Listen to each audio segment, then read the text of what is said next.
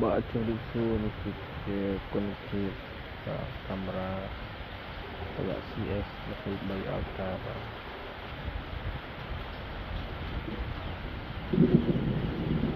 bà thìនេះគឺថតចេញពីដើម lens 3x រួមជាមួយនឹង lens 10x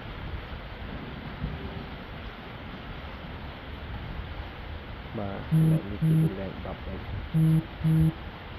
វា Galaxy S23 Ultra បាទវាមិន smooth មិន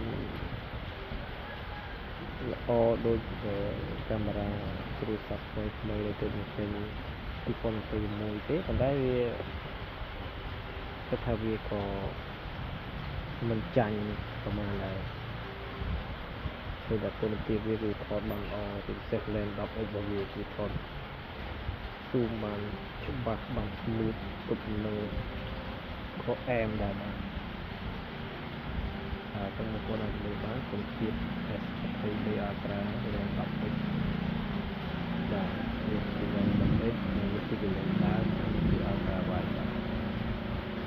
Thank you for watching.